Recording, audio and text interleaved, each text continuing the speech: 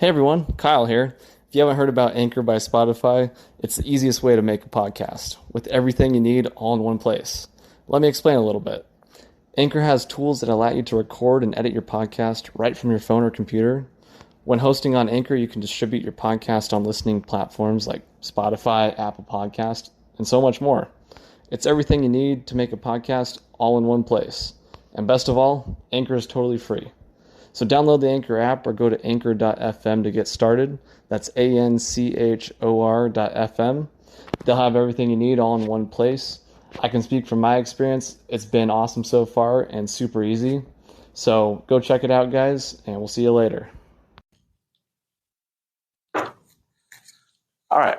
Welcome, everyone. This is Our Travel Experiences. I'm your host, Kyle Rasmussen, and today I have with me Matt. Matt, how are you today? Doing really well. Thanks for having me. Yeah, glad to have you here. I'm super excited to hear your travel experiences. Like I was telling you just before we hopped on here, I've been following your Burger Quest journey for a while now, and so I'm really excited to hear more about that and kind of see what the future is for that. Absolutely. So tell me, how did this journey of finding the best burger in Washington start? Yeah, so a couple of years ago, right at the beginning of COVID, we live in Yakima, obviously. We had taken a bike path out to Natchez and went to a place called the Laredo Burger, which is just a little burger spot out there. And we grabbed a burger and some fries and a shake just because that's what we've always ordered. And while we were eating it, we were talking with the kids about, what did we want to do for the summer? And our now 10-year-old Gabe said, you know what? Could we do like a burger quest where we try different stuff around the city? We said, yeah, that'd be really fun. And as things closed down and there was less and less stuff that you could physically go to do in town, we decided, why don't we try stuff all over the state? And so that summer, we basically planned weekends around being able to go and try specific kind of mom and pop sort of places. There's too many restaurants, obviously, to try all of them everywhere. So we decided to do it for places like Laredo, or in town like Stop and Go, the Peppermint Stick. And we found that there are lots of those places around the state, and really specifically in sort of rural small towns. Yeah. So it gave us a chance to see stuff all over the state, to try specific burgers. We ordered a bacon double cheeseburger, fries or onion rings, and then a chocolate peanut butter banana milkshake everywhere. My wife was really into those. And so we wanted to keep it pretty consistent. But the other thing is, with COVID really hurting a lot of the businesses, we're big food people and we really try to support local spots. And being in a smaller town, we're like, how can we go and show our support and raise kind of the awareness that there are smaller spots that are probably hurting during COVID, when everything else is shutting down and these places are literally just trying to get people there. Yeah. So, we put about 10 or 12,000 miles on our van over a 3-month period. And so it was really fun. A lot of the beginnings of kind of our food questing started back in Iowa, where I did my residency. One of the first things that I heard from somebody when I heard in 2010 that I'd matched in Iowa, somebody said, "Oh, is there more than one city there?" And so it was like just a tongue-in-cheek thing. But very quickly people would be like, "Oh, what else? There's nothing to do in Iowa, right?" And so my wife and I decided we're going to go explore. And so be it like roadside America sort of stuff, or all the way to we heard about a potluck that this place had up in northern Iowa, where like all the hunters would bring whatever they caught that year. And so we found somebody who lived there, went up to this little restaurant where they had a potluck, and we ate like 12 different types of meat that day. Wow. And so that was sort of the beginnings of starting to explore places. And when we got back here in 2016, we had started to explore, and then the Burger Quest really gave us a specific reason and a specific thing to go look for. Yeah, that sounds like a ton of fun. Just sounds like it just kind of happened out of nowhere a little bit. It was a really cool kind of, it was a very unexpected and kind of just organic thing that happened. And it really was like the funnest part, I think, was that the kids got really excited about it. Mm-hmm. We have 3 boys who are now 6, 8, and 10. Eli is 6, Sai is 8, and Gabe is 10. And all of them are little foodies now. Yeah. And so by the time we got done with the Burger Quest, we had tried about 70 places around the state that had gone. It was a lot of stuff kind of central Washington and west, Mm-hmm. but everything up to like Anacortes and Linden in the far northwest corner. We went out on the peninsula to Squim and Forks, a little place in Joyce, Washington. It's a place of like 1,000 people. We'll give them a shout out, the Blackberry Cafe. They have this thing called the Sasquatch Burger, which is a 20-ounce patty, and it's just massive. Their barbecue sauce there was so good that we actually bought a giant cup of it from them and brought it home. But then, we went down to Aberdeen, to Hoquiam, a place called Tokeland, which is this teeny little crabbing town that had a spot down there. A lot of stuff along Highway 12, kind of from Packwood, Ashford. And there's a lot of little towns that dot the land there. And then even up and down I-5, we would stop somewhere and go, be like, okay, if we get off on this exit, 5 miles down the road is a place that like has been here for 90 years and is owned by the same family. Yeah. So it was really a fun time. We got very particular about the things we looked for in burgers too. That was the other thing, is you start keying it on like, okay, this is the thing that we like. Mm-hmm. We do not like sweet relish. We really like when they toast the bun. Those were big things. That sounds good. Yeah. So yeah, how do you find all these little places? The Yelp is something that we've used a ton. Okay. In residency. There'd be weeks where literally working like 110 hours, and I would get home and just my brain couldn't handle any more urology, and so I started writing about what I was eating. My wife Missa and I found that going out to eat was a way that we could reconnect, especially before we had kids, where we would go days without seeing each other, or just seeing each other at night. And so we would go out to dinner on a Friday, and we would go find somewhere that we hadn't eaten, and we would have dinner for 3 hours. And that was our way to reconnect. And we found that used a lot of different apps. Foursquare was one of them. Some with Google, but Yelp kind of was the one where the stuff that people liked on Yelp matched a lot of what we liked. And so that basically we started searching for drive-through burger places all around the state. I do a lot of stuff on Instagram where we post things, and so I start following different places, and just through that, it's nice to be able to search tags and stuff. And so you start seeing, okay, there's a new spot that popped up here, or a new spot here, or somebody's highlighting this. And so it was a lot, it's a lot of just looking at what other people are eating, and then seeing what people like. And then once people saw that we were doing it, and it wasn't just hey, I posted 3 pictures, started asking like, hey, where should we go next? And people were like, there's this place over in, outside of Gig Harbor, or someplace over on a random island somewhere that they had been. And so, a lot of stuff on apps, but it started attracting a lot more attention, which was really fun. Yeah. It looks like you've gained a pretty good following on Instagram now. And I know looking at those burgers, I'm like, oh man, I got to go try all these places now. We ate a lot of burgers. What we would do is we would get 1 burger, fries, and a shake, and we would split it between the 5 of us. And so I started getting messages from friends, like physician friends, that are like, dude, are you being sponsored by Lipitor or something? Like, or is somebody like checking your labs on a regular basis? Because this can't be good for you.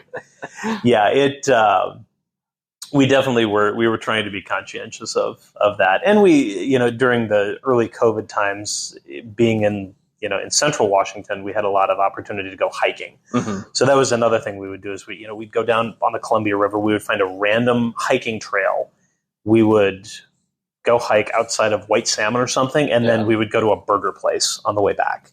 And so we tried to match the amount of calorie intake with at least a little bit of activity. Yeah. Some of those look like probably a whole day's worth of calories. There were plenty that if you finished the thing off, you didn't need to eat very much. It's kind of like a snake when it's like, okay, I ate this whole whatever other animal. And, Yeah. you just don't eat for another week. That's funny. So it sounded like it kind of started out of COVID mainly. Are you planning to continue it into the future? Yeah, so we actually we are doing another one right now, which is specifically in the Yakima Valley. And so we're big local people. Obviously, we want to highlight the stuff that's here. And again, growing up here, one of the things that I consistently heard was like, there's nothing to do, there's nowhere to eat. And so again, it was sort of this challenge to say, all right, let's go try everything and find kind of the little hole in the walls here. Mm-hmm. I think the Mexican food here really rivals anything in the country, at least where I've been. It's different in different spots, but I think the stuff that we've got here is as good as anywhere. Agreed. As far as burgers and stuff go, again, with the small towns, there are a lot of little mom and pop places. Mm-hmm. And so it's been fun kind of going up and down the valley. We're doing some stuff with the tourism board right now, just highlighting the different places in the valley. And so it's just the Yakima Burger Quest now kind of in conjunction with the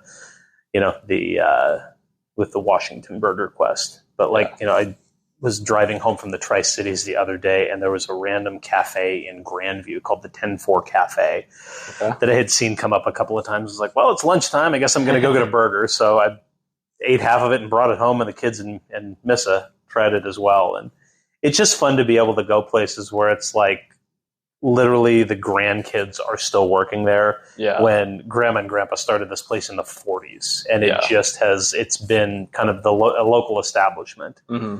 And so we also find that when you go to those places, you get to know the area a little bit. You see the history of the place and kind of what has gone on in the community. It's fun to look at the pictures on the walls and things and see the things that sort of the community pride that goes into stuff. So sometimes places like that are some of the best history museums. They are. Seeing all the pictures, you get the stories right from the locals, and it's really fun to hear. Like a lot of those places will have the folks, again, the family members that work there, and it's fun to just sit and chat with them and say, like, when did this start? Who started this? Has it changed hands? Like, what do you like about it? What's your favorite thing? We love now, without going in and saying, hey, we're doing this, try to impress us, but going somewhere and saying, hey, like, if you had to just show somebody one burger here, what would you get? Yeah. And so again, at this 10-4 Cafe, they're like, I would get this thing. This is our huge, like, meat castle burger. And it's like, okay, let's get the smaller version of that. Yeah. But it's fun. It's fun to see the things that get people excited and what they're proud of for what they're doing. Yeah. Yeah, definitely. What's been one of the most unique burger spots you've been to? The most unique one. That is so there's a place like probably the most unique burger that we had. Where was the place? It's up north. I can't think of where it is, but it's the sign looked like Mayor McCheese from the old school McDonald's commercials, but he was a pirate. And every burger was named after a celebrity. So we had like the Mr. T burger. It was a giant, 3 patties with onion rings and cheese sticks on it or something, just a total gut bomb. But that was one of the more memorable ones. There was the best one that we had, the best burger we had was over in Packwood at a place called Cliff Droppers, and they do smash burgers there. So real thin patties and kind of, season it and then cram it down and make it so that the edges are crispy. I afraid there's actually like a friend of mine was like, oh, it's this reaction that's happening. Like he's a chemistry nerd. It's like, oh, that's fun. Well, it's also delicious. So,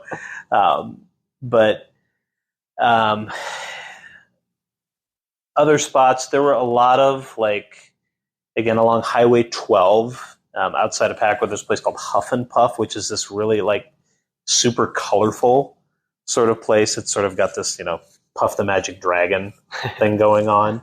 Their burger was good. But that's one that like I remember how colorful the place was. Yeah. There was another place over just outside of Centralia. Again, I don't remember the name of it. But they served these teeny ice cream cones that came with them too. That was the one thing I remember. And again, it was a place where like a friend from in town was like, "Oh, my mom grew up there. She remembers when like her parents took her there. Wow. 60 years ago. They've had the same ice cream cones ever since." That's crazy. So yeah. When you're going with your family, do you guys ever disagree on which burgers you like, or do you guys generally like the same thing? Everybody is we're very big carnivores in the Ullman family, and so everybody generally likes meat, cheese, bacon, and everybody has sort of developed a taste for like eggs on burgers too. That's another thing that kind of brings it together. Even when we're not eating burgers, we've been really lucky. My wife, who is just a rock star, is a really, really good cook, and so has very much introduced the kids to like, there can be different flavors and textures. Not everything has to be your favorite, but stuff can still be really good. Mm-hmm. And so even when we'll go to restaurants, the kids are always really excited about getting stuff that they haven't tried before, which has been fun. And so rather than, I guess, disagreeing on like which burger we should try, there's actually times where we're like, no, we shouldn't get that specialty one that's got like elk and something else on it. It's like, we need to keep it consistent. Yeah. And that's also allowed us to talk about like, if we're going to be doing something like this, let's make sure we're trying the same thing. Yeah. Yeah. But definitely like our littlest guy loves strawberry stuff. So like if he has a choice to get a different type of shake, that's what he's going after. Yeah. So he's much more fruit forward. Okay. Very cool. I think that's a fun way to explore with your family. I know I would have really enjoyed things like that. I always enjoyed the times when my family and I would go to those little spots or, go out to eat or something like that. It's allowed us to talk about stuff that, like, you talk about how it's important to support places that are smaller. For a third little boy, Eli, our first two are biological children, and then Eli we adopted from China.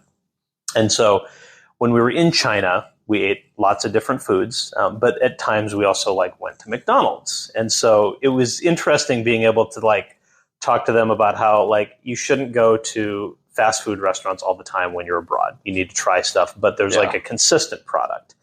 It also then led into why when we're home, if we're going to try a place, it's important to support local spots that don't have, places in the middle of China at a shopping mall. Yeah.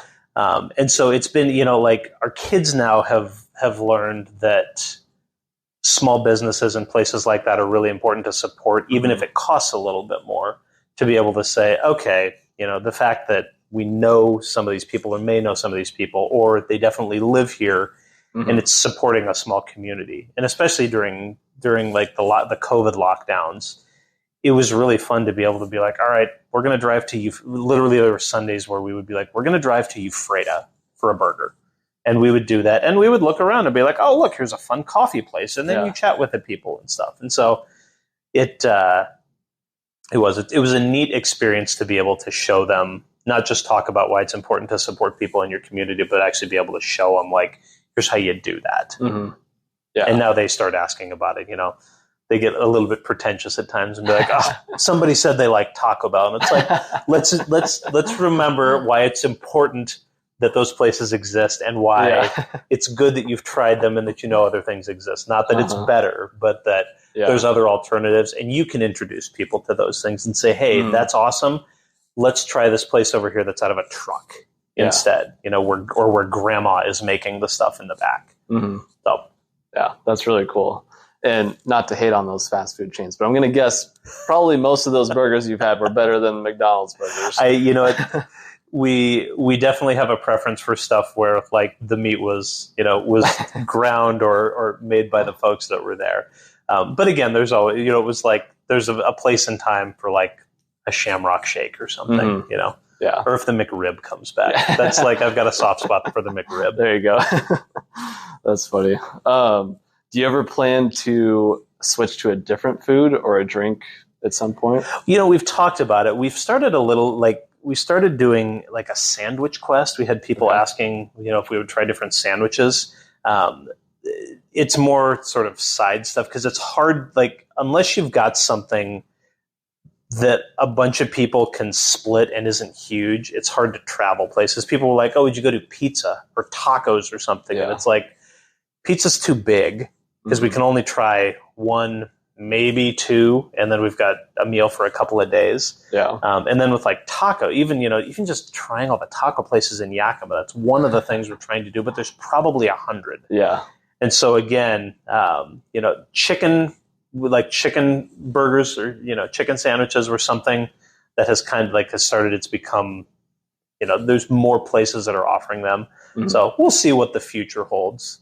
Yeah. But, as of now, like the burger it's such an American classic that it makes sense. And we really, we would love to try, the majority of the places in the state eventually. And, again, anytime we drive anywhere, we plan around the places that we can stop and eat. Mm-hmm. There are times where the kids are like, do we really have to have another burger? And it's like, yep, we got to do this. We owe it to Washington to try the burgers. You got to stay committed to it. That's exactly right. Yep. That's funny. So do you do this like every weekend, or do you do it plan around other trips? How does that kind of work? It is. So during COVID, it was very much the weekend. Okay. And kind of when we would travel to a place and we'd just say, look, we're ending up here. And we're going to stop for dinner here. And then we'll grab at lunch the next day at another place.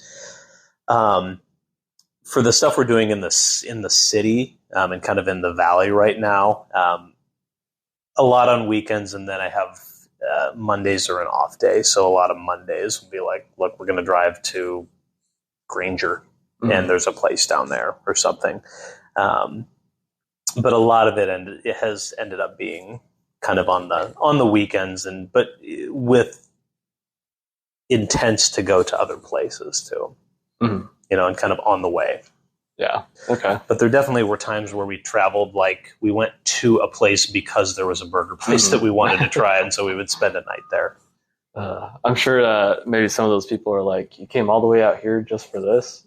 Absolutely. It was a really good excuse to look around the state. And we've just got a beautiful state. Oh, yeah. It is. It's so, like, there's so much diversity just in the landscapes and stuff. And, we got really good at knowing where the turns were and stuff on a couple of the highways. Because, there was one month last year where I think we went over Highway 12, we went over White Pass like 5 times in a month. And it just was like, okay, this is the part where it's going to be slow. We got to leave by this time to get wherever. Yeah. Is there any places that you've gone back to or would like to go back to? The place up in Joyce, Washington is one that we will go back to. There's a place up in, I think it was Port Angeles called Frugal's that was really good. It's actually a chain, like a local chain there, but that was phenomenal.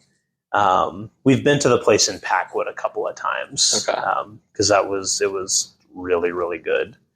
But other than that, if we're going around town here, we'll go to specific spots. Yeah. But those are of the top 10, there were like 3 or 4 of them where we would, if we were traveling out that direction, we would go again. And the ones, especially the ones up kind of in the northwest part of the state, are ones that we would definitely, we will plan trips specifically to be able to stop there. But this weekend we're going to go up to Orcas Island. So we've got a couple of places where it's like, all right, we got to stop up, outside of Mukilteo, and then, one up kind of by Anacortes and things. So those are the things that we start looking at. And very cool. Yeah. What's the best burger you found in Washington or in Yakima so far? In Yakima, our favorite is Laredo out in Natchez is probably the favorite. They do this thing where they mix all the sauce and the lettuce together. And so you kind of it's very evenly spread. You're not getting like chunks of one thing in one bite and then nothing in the next. The peppermint stick out in Union Gap is really good. They have this thing. It's called I think it's called the Big Dave or something, but it's I don't know if it's like if it's for Dave Thomas from Wendy's, but it's a square burger. That one's really good. And then actually the firing center, the Chevron firing center, or at the firing center, it's called Bullseye. Yeah. They do a ton of like competitive eating stuff out there now, but their burgers are phenomenal. It's one of the guy does a ton of cooking for the actual firing center where there's a big military presence. And so I think there's a lot of dudes that eat a lot of burgers there, but they do a really, really good job. Yeah. I haven't made it out there yet for one of those burgers, but I've heard from multiple people that's a good one. It's really, really good. And it's just, again, it's a gas station. Yeah. Not where you'd expect it to be. It's I have a soft spot in my heart for gas stations that serve really good food. So, yeah. Has there been any challenges along the way? We were really lucky. We didn't ever have any breakdowns or anything like that. Nobody got sick from any of them. That was kind of the thing that we were always thinking about. The biggest thing is there would be times where there was a place up between Leavenworth and Monroe, kind of on the up outside of Wenatchee, where there was a burger place that had, and the burger was really good, but the onion rings sucked. And so again, not really, it was not adversity, but they were like the prettiest onion rings we'd seen, but they didn't taste like anything. Yeah. And so that was, I think, it's definitely it's first world burger quest problems. Yeah. But yeah, we were pretty lucky. We really, nobody, like I said, nobody got food poisoning from anything. That was the thing that it was always kind of in the back of our minds, was what happens if somebody gets sick? And, you just deal with it. Yeah. But nobody got COVID from going up to any of the burger places. And, we saw lots of different people that were like, here's how we're going to serve this. Here it is on a stick. Yeah. Or here it is, we'll come out and put it on the front of your car and spray Lysol on it or something. Oh, wow. That's wild. Well, awesome. Is there any other, fun stories or moments that you want to share? Some of the coolest places that we've seen in the state we found on the Burger Quest. And again, these just unexpected kind of neat places. There was one spot that has become really one of our favorite places ever. It's called Stehekin, Washington. Okay. It is a little town that is only accessible by the Pacific Crest Trail or by boat. It's at the top of Lake Chelan. And so we had heard about a bakery up there that was awesome, that is only open during the summertime when you can access it. Get there. We rented a house up there. There's 60 people that live there year round. And then there's some campsites and stuff, and then some folks that rent their houses out. And so we've rented the same house every year for a few years. And I think the Burger Quest was there the second year that we went up there. And so we had a burger, up in Stehekin at this landing where the ferry comes in at. Discovering places like that and discovering the food up there, again, it's not a lot different than down here, but it was neat to be like, all right, there's no cell service up here. This has to be brought up every other day on a boat. There's a place called Tokeland, Washington, which is out kind of straight west of here. It's a little crabbing town. There was a couple from Seattle that bought an old 1800s hotel and redid it. And now it's this sort of it's a hotel / kind of bed and breakfast. Okay. The wife is an incredible baker who owned a place in Seattle, and they ended up selling that place and do that thing full time. So we discovered that on our Burger Quest, again, on the way out that direction. Ended up staying at the hotel, and it really it was the sort of place where, there's no air conditioning. So we decided we'd go in the spring rather than in the middle of summer. But just these quaint places that you find, like I said, the stuff up in the northwest part of the state. We went to Rialto Beach. We stayed in Forks, where Twilight is based. Yeah. So we saw the Twilight stuff and Is there a Twilight Burger? There unfortunately was not. That was something we were looking for. There's a lot of other Twilight garbage, but just seeing those little towns that I think get forgotten a lot. Again, Yakima feels like that sometimes, but we're lucky that we've got so much good agriculture stuff and kind of the beer and wine and really like the food that's grown here now. It's great to see that has become more recognized, I think, for how important it is. But, starting in Iowa where we would go to these towns that really just were not on the map, but that had something cool to go and see. We started seeing a lot of those, and it really was I think it was neat to go see there's you hear about places like Forks, but you don't go out there. And when you do, it's just a reminder that wow, there's nice people out here that are making good burgers, and then that also have cool stories to share. Our kids everywhere that we go will end up meeting kids at wherever, and they play with them when we talk with parents, and it just is fun to meet folks. It really was continuing to explore parts of the state where you're not necessarily going to go just to be we're going to go up to the Okanagan Valley. We're going to go to Omak this weekend. Was not something that growing up ever happened, but now we start planning around that, or being look, we want to go up to Colfax or Republic, in the far northeast part of the state, and be let's see what's up there. And the burgers have been a nice kind of reason to stop places along the way. It is. They've been a good excuse to be let's go explore. So, and then that has opened up other things too, where we start trying other restaurants in those areas too. Cause the burgers are good, but not everything can be burger time. Yeah. We got to find leafy greens at some point. Yeah. So I know you went to Europe recently. Did you take the burger quest over there? Oh, brother, did we? Absolutely. So this was a fun story. So we were supposed to go to Australia at the beginning of this year. My wife is half Chinese, grew up in the States, but her dad lives in China. Most of his family during the Mao Revolution fled down to Australia. Wow. And so she had a cousin that was getting married in March, and we knew about this about a year and a half ago and figured, COVID will definitely be done by then. Australia, as of December, still hadn't opened up to anybody, including people that were from there. And so we got to a point where we were we can't wait to buy something or find out that we can't 2 weeks beforehand. And so we have some missionary friends that are actually from Yakima. Right after I graduated from college, here we'll tie this back in. When I graduated from college, I went to Ethiopia for 3 months, and this guy, his name's Tim Tusink, picked us up from the airport in Ethiopia. Fast forward now, he's one of my patients.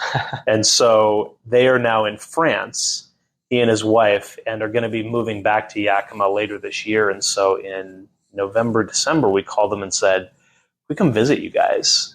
We try to go places where we know people. They said, yep, we'll clear our schedule. And so we went down to South France, to the Orange region, and hung out with them. We went down to Barcelona and then up to Paris. And we had burgers in each location. I will say burgers in the States are superior to burgers in Europe. The bread in Europe is superior to the bread that we can get here is kind of what we came away with. That makes sense. But it was a very fun trip, and it was good to have the international version and be you know what, I will take a baguette with ham and cheese there any day of the week over stuff here, but give me something from Ron's Taco and Burger in town over whatever I can get over there. Yeah. What did the kids think of that going over They there? loved it. So the kids are homeschooled now. Our little boy Eli has cochlear implants, so kind of external hearing aids, or a computer that kind of attaches to the outside of his head. He's got magnets underneath his skin. At the beginning of COVID, he had just gotten his second processor put in, and so he was effectively learning how to hear. And at that point, it was really important that he be able to see people's mouth just because there's so much information that's gleaned that way. My wife is an audiologist. Miss actually does hearing tests, hearing aids, and is one of like 2 people on this side of the mountains that actually programs cochlear implants. Wow. Very cool. It was very much like, it was a really cool set of circumstances. Definitely in my mind, a God thing. But with that, we decided that we had no problems with masking, but it was not going to work well for Eli to go into schools where he wasn't going to be able to see people's mouths. And so my wife had worked at Astria here in town. That hospital closed. And so she said, you know what, I'm going to homeschool the kids, and has loved it. For their curriculum last year, one of the big parts of it is they were learning about specific countries. And so they would learn about the people of the country, what sort of food they eat, that was kind of the, geography, that sort of stuff. And so they learned about France in the month leading up to actually going to France. And so the kids were stoked that they actually, they had learned about different places. And they're like, okay, we learned about the Eiffel Tower. They're sitting there spouting off facts to me, like our 10-year-old's like, hey, Dad, you know how tall the Eiffel Tower is, or like how long it took them to build? And so they were really, really excited to get to see that sort of stuff. And we went down to Barcelona for a day. They had learned about Spain and stuff. And just, ever since we went and met Eli and then brought him back to the States, the older boys came with us. And so ever since then, they have they caught the travel bug at the age of 6. I was really lucky to travel a little bit growing up, but it was we went to Hawaii a couple of times, and then after high school we went over to Europe and did a tour. But at 6 and 4, the kids had traveled to China. They had been to Hawaii, kind of back to the Midwest and stuff. And then I went to France recently. And then a couple of years ago, we had some good friends that were in in Finland. They were in Helsinki. And so we, again, just said, if we know people places, we'll try to go there. And so we went and visited some friends in Helsinki, Finland for a couple of weeks. And so that too, they just they always ask where can we go? Or can we go to this place? Or someday can we go to this place? So it's been really fun. They travel really well. It gets a lot more expensive buying stuff for 5 people. But I can imagine. Yeah, it's been very, very worth it. Yeah, I feel like that's such a great way to learn. Not only are you learning about, the history of it in a textbook, but you got to go actually experience it. Oh, man. And see how it's changed. It's huge. Well, and it is. It's the world's so much smaller and so much more connected. And I think going places certainly has opened our eyes, just to people in general. I mean, I'm sure have found the exact same thing. Oh, yeah. People are so much more the same than they are, not alike. People deal with the same stuff. It was really interesting going over to France, kind of right as the COVID restrictions were being lifted.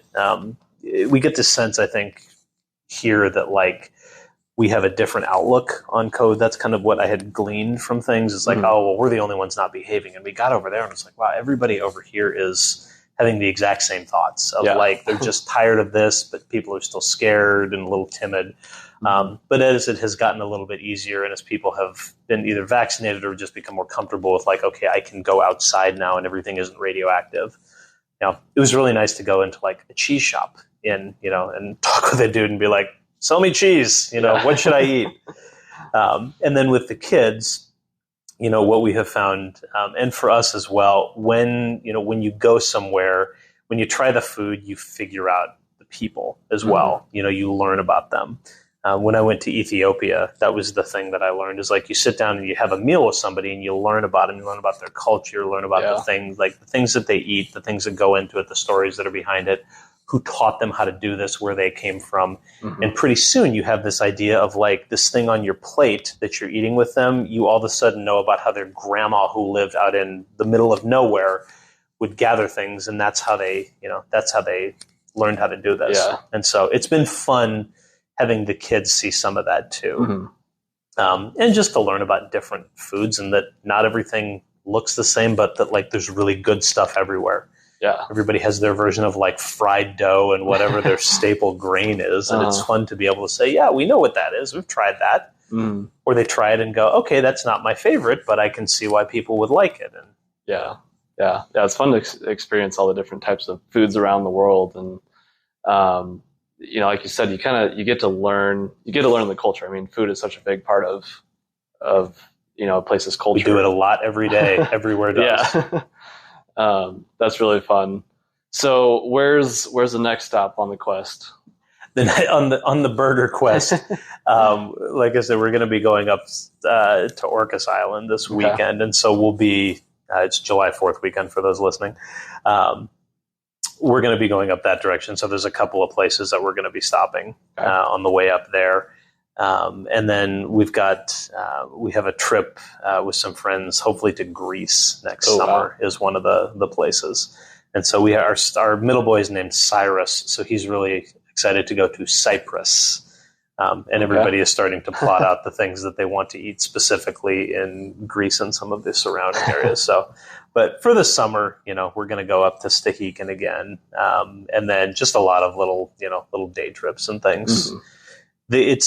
It's been really nice having kids that travel well and are excited about trying places, because literally, it's like we'll drive up and be like, okay. We're going to go to Omak, some random weekend. Be like, all right, we got a hotel room or we got an Airbnb. What are we going to do? And they're like, oh, let's go to this park, or let's go here. Or they have started getting on Yelp or TripAdvisor and being like, okay, I found like this store that I want to go to, or I found, a restaurant that looked cool. Mm-hmm. So it's neat. It's been fun to kind of have the world expand and to be able to do it and not just tell the kids we're going somewhere and you like it. Yeah. But they're getting to the age where they're starting to participate a little bit, and it's been really fun. Yeah, that's awesome. Sounds like a great way to spend some time with the family, and it's good. They're fun. Anything else you want to share right now?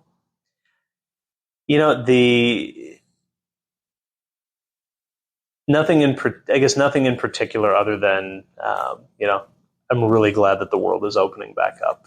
Yeah. It's been fun. It's been a hard couple of years for a lot of people. And just, everything is weird and different. And so I think exactly what you're encouraging people to do, go explore places. And, we in the Valley have been really lucky that not a lot of places had to close. I think we've got a really cool community that really kind of really understands the importance of local spots. And so, for any of your listeners, I assume they're probably pretty excited about that stuff, but go out and support some of your local places and find things that you didn't know that you loved. Yeah, definitely. And I know when you're traveling to Europe or just in your backyard, the local people there, the local places there are really going to appreciate you finding their spot as well. So that's awesome. Well, Matt, thank you. I appreciate your time, and I look forward to seeing you around the world soon. It has been my pleasure. Thank you so much for having me. It's been fun to get to chat with you. Yeah, awesome. Well, bye, everyone.